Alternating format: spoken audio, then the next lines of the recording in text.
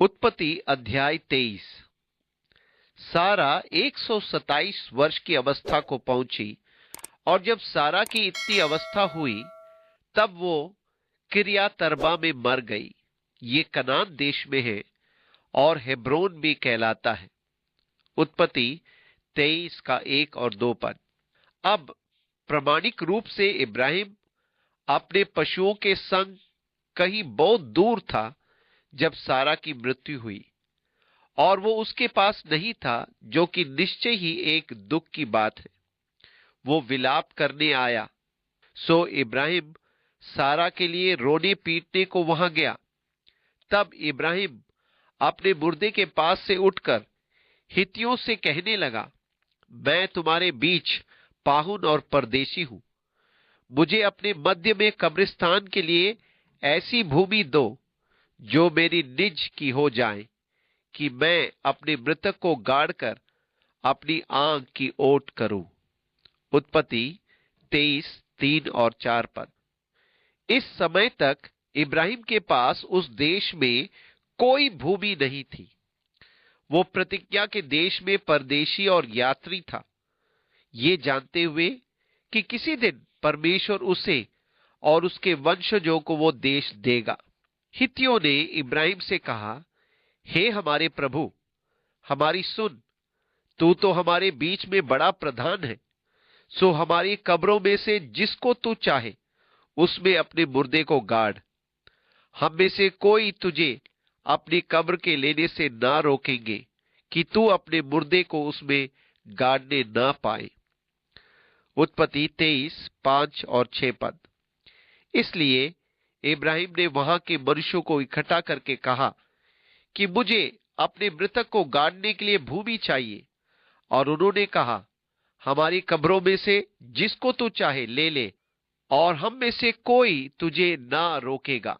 तब इब्राहिम उठकर खड़ा हुआ और हित्तियों के सन्मुख, जो इस देश के निवासी थे, दंडवत करके कहने लगा, यदि तुम्हारी ये इच्छा हो कि मैं अपने मुर्दे को गाड़कर अपनी आंख की ओट करूं, तो मेरी प्रार्थना है कि सोहार के पुत्र एप्रोन से मेरे लिए विनती करो कि वो अपने मैकपेले वाली गुफा, जो उसकी भूमि की सीमा पर है, उसका पूरा दाम लेकर मुझे दे दे, कि वो तुम्हारे बीच कब्रिस्तान के लिए मेरी निज भूमि हो जाए। उत्पत्ति 23 7 से 9 पद। और इस प्रकार वो वहां के लोगों के सामने एक स्थान विशेष खरीदने का प्रस्ताव रखता है कि वो कब्रिस्तान के लिए उसकी निज भूमि हो जाए। और एप्रोन तो हित्तियों के बीच वहां बैठा हुआ था। उत्पत्ति 23 का 10। वो वहां इकट्ठे हुए लोगों के बीच में था। सो जितने हित्ती उसके नगर के फाटक से होकर भीतर जाते थे, उन सबों के सामने उसने इब्राहिम को उत्तर दिया, हे मेरे प्रभु, ऐसा नहीं, मेरी सुन। वो भूमि मैं तुझे देता हूं, और उसमें जो गुफा है वो भी मैं तुझे देता हूं। अपने जाति भाइयों के सन्मुख मैं उसे तुझको दिया देता हूं। सो अपने मृतक को कब्र में रख। उत्पत्ति 23 10 और 11 पद। एक प्रकार से वो एक अत्यंत उद्धार प्रस्ताव रखता है, जो कि उस सभ्यता में अनूठा है।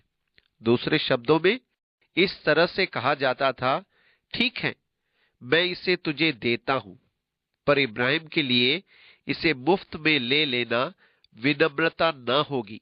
वो उनके लेन देन का एक ढंग होता था।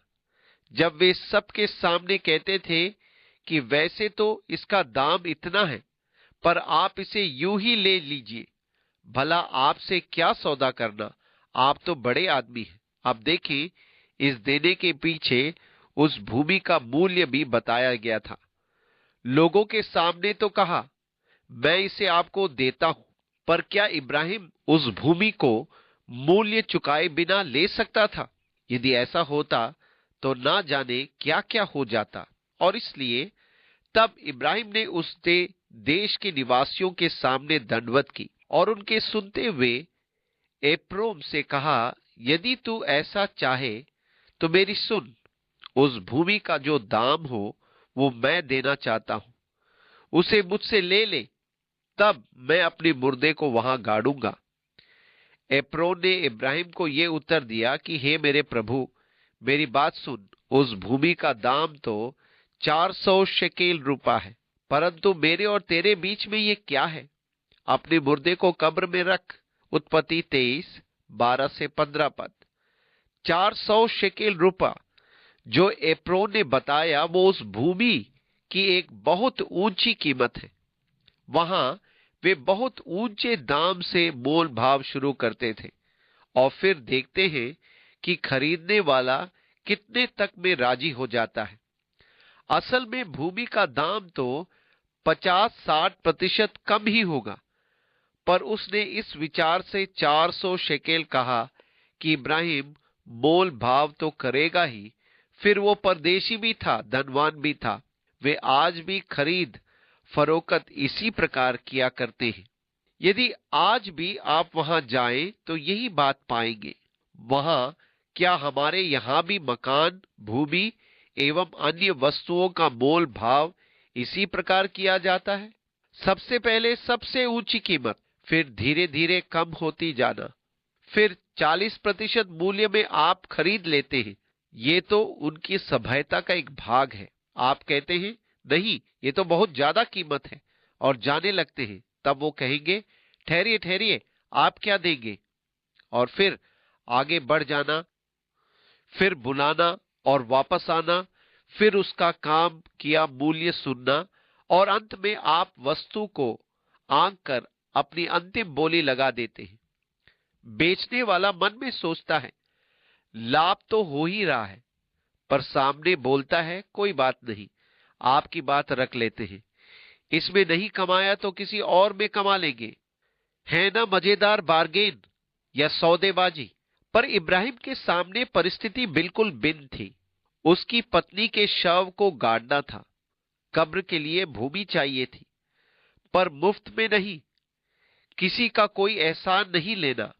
इब्राहिम जानता तो था कि एप्रोन भूमि का दाम बहुत अधिक बता रहा था, पर उसने मोल तोल करना ठीक न समझा। वैसे भी वो शोकित था, यात्री और परदेशी था। हालांकि उसे हे मेरे प्रभु कहकर बोला जाता था। वो उनके बीच एक इज्जतदार प्रतिष्ठित व्यक्ति बन चुका था, और यदि वो चाहता तो सबके सामने एप्रोन से कह सकता था कि ये कैसा दाम है। पर वो एक आशीषित जन था। उसने कभी किसी का बुरा ना चाहा और ना बुरा किया था। परमेश्वर के भय में चलने वाले जन की पत्नी की दफन करने का प्रश्न इस समय उसके मनस पटल पर घूम रहा था। हो सकता है कि उसने सोचा हो कि ना जाने वो ये भूमि दे या ना दे, हित्तियों का इलाका। इसलिए जब उसने लोगों के सुनते एप्रोन को 400 शेकेल रूपा कहते सुना, तो उसने अपने दासों से कहा, ठीक है, 400 शेकेल रूपा जो उन दिनों व्यापारियों में चलता था, तौल दो। और तौल कर सबके सामने एप्रोन को दे दिए कि मैकपेले वाली गुफा, उसके वृक्ष के आसपास की भूमि हमेशा के लिए उसके अधिकार में आ जाए। हो सकता है कि वहां बैठे लोगों में भिन्न भिन्न प्रतिक्रियाएं हुई होगी। कई तो निराश हुए, कई ने सोचा इब्राहिम ने दाम कम क्यों नहीं करवाया, तो कई और ने सोचा एप्रोन को अच्छी खासी रकम हाथ लग गई।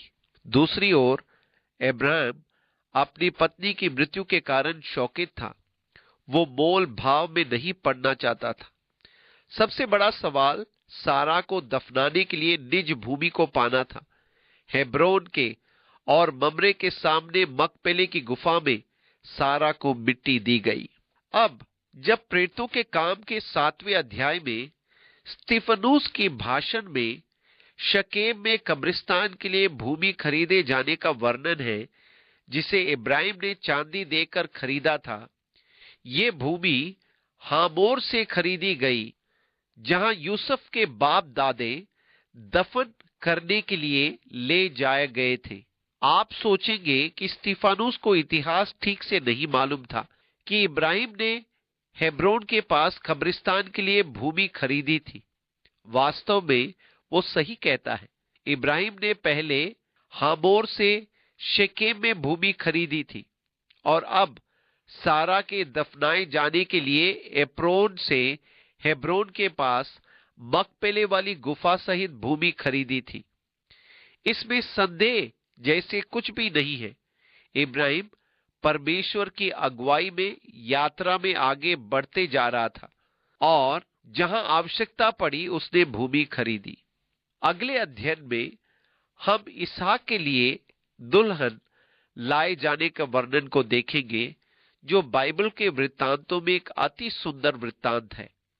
इब्राहिम का दास दूर देश जाकर अपने स्वामी के पुत्र के लिए दुल्हन लाता है और आज हम इसकी तुलना पवित्र आत्मा से करते हैं कि किस प्रकार से वो संसार में से परमेश्वर के पुत्र यीशु मसीह के लिए दुल्हन को तैयार कर रहा है।